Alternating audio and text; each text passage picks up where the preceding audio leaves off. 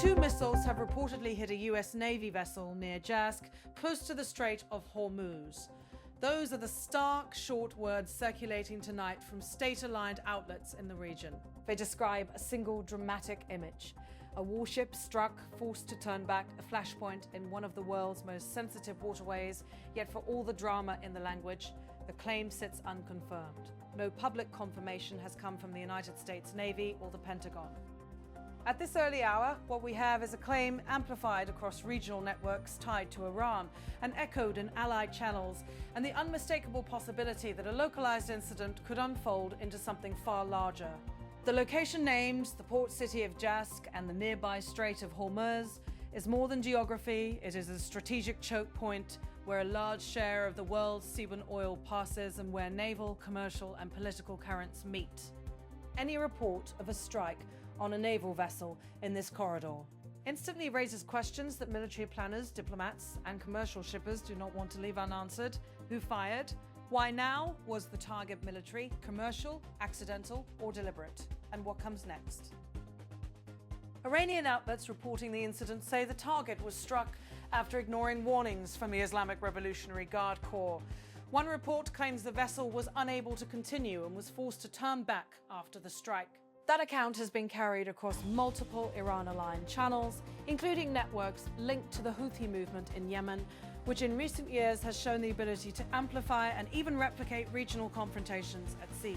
At the same time, there are counterclaims circulating, unverified assertions of a major US military push in the region, an escort operation allegedly coordinated by United States Central Command involving thousands of troops, aircraft and naval assets to secure shipping through Hormuz. Those are significant. Less claims, but at present they remain unilateral and largely unconfirmed. This is how escalations can begin, through a mix of partial facts, rapid amplification, and intense strategic ambiguity. Some details matter a great deal: the type of missiles, the identity and condition of the vessel, the number of casualties, if any, whether the ship was on a routine transit or involved in an operation. All of these would change how policymakers and militaries react.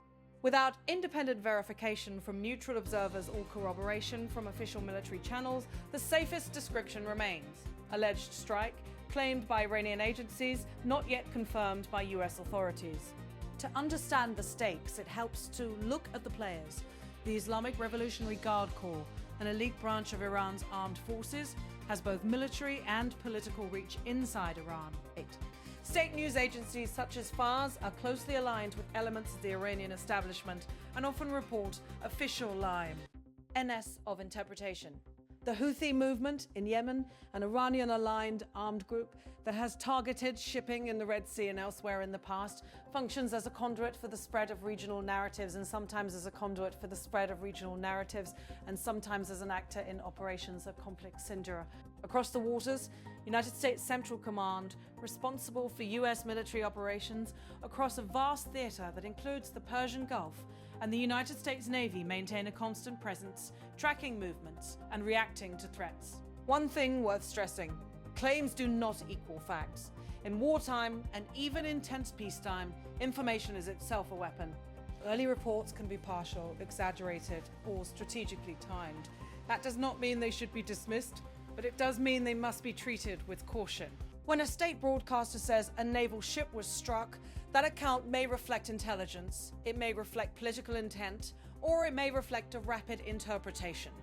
A confusing set of events, independent confirmation from on-scene observers, from commercial satellite imagery, from international agencies, or from the parties involved, is what turns a claim into a verified incident. If this claim were verified, the implications would be serious. A direct strike on an American warship in or near a vital international waterway would represent a meaningful escalation in a region that has already experienced frequent, if often contained, clashes. It would likely lead to an intense period of military and diplomatic activity. Immediate assessments and responses by the ship's command and higher US naval leadership, emergency consultations among US naval leadership, allies and partner navies, potential measures to enhance convoy protection for commercial shipping, and high-level diplomatic exchanges aimed at preventing further violence. The risk of miscalculation in such moments is never small. A single misinterpreted maneuver or an off-target weapon can cascade into broader confrontation.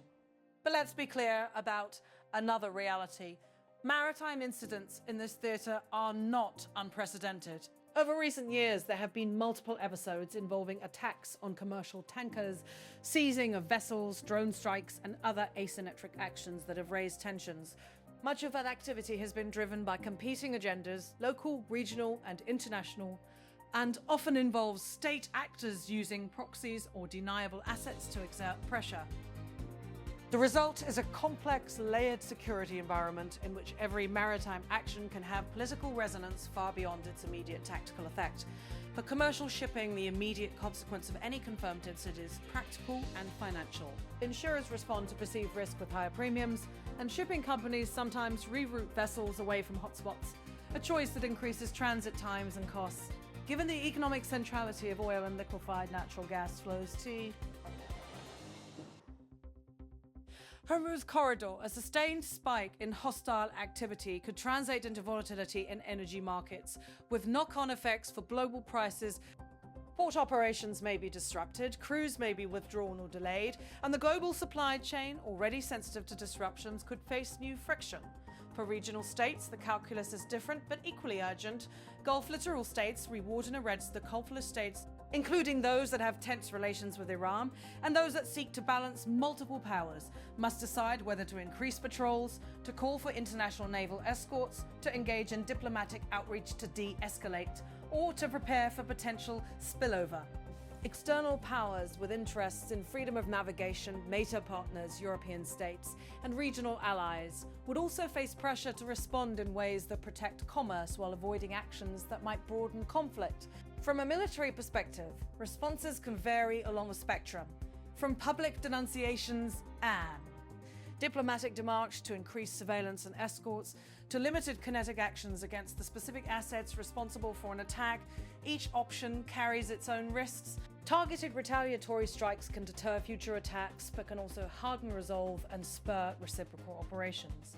Increased naval presence, while protective, can be perceived as provocative if not coordinated with clear diplomatic signaling. The most responsible path in such circumstances typically balances immediate protective measures with parallel diplomatic outreach aimed at lowering the temperature. There is also a legal and moral dimension. International law protects freedom of navigation, but also sets rules for the use of force at sea. Determining state responsibility for an attack is essential if any response is to be lawful under international norms. This requires careful attribution, linking weapons, tactics, or forces to a state or non-state actor with a degree of certainty. Attribution in maritime. ME incidents can be complex. Missiles and drones can be launched from shore, from ships, or from aircraft, and actors can obscure their role. That is why independent verification matters so much. It gives the international community a factual basis on which to respond, whether through condemnation, targeted sanctions, or collective security measures. Another layer to this story is information warfare. In an age where social media and state-affiliated outlets can instantly broadcast claims to global audiences, narrators often race ahead of facts. That creates pressure on decision-makers who must respond not only to events at sea, but to public expectations and to allied governments seeking swift clarity. Slower, more methodical intelligence assessments may be politically difficult, but they are crucial to avoid overreaction. What should observers watch for in the coming hours and days? First, official statements from those directly involved. The US Navy, United States Central Command, CENT, and the US Department of Defense will be decisive. Their confirmation or denial will shape the immediate international response. Second, signals from Tehran, including statements from the Islamic Revolutionary Guard Corps and official Iranian ministries, will indicate how Iran frames the incident and whether it sees military advantage in escalation or de-escalation. Third, corroborating evidence, satellite imagery, AIS data from commercial shipping, third-party military or commercial surveillance will help resolve ambiguity. Finally, reactions from regional capitals and allied governments will show whether the incident prompts a coordinated policy response or a more fragmented set of national reactions.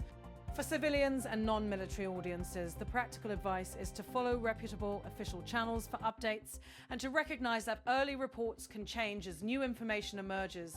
Commercial shippers and insurers will be assessing risk and updating guidance. Remits may issue travel and transit advisories.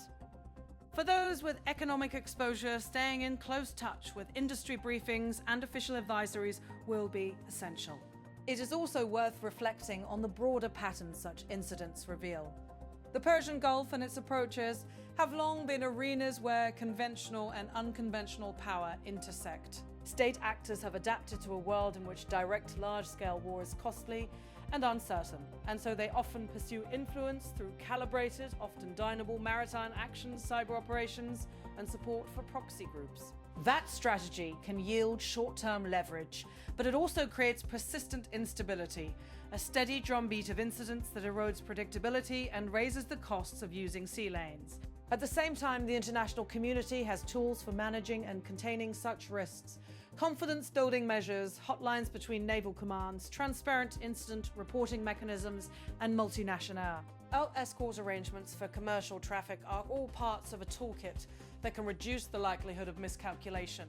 Diplomacy matters, and it can be as important as military posture when it comes to preserving maritime security. Tonight, the immediate story is simple in its contours but fraught in its implications.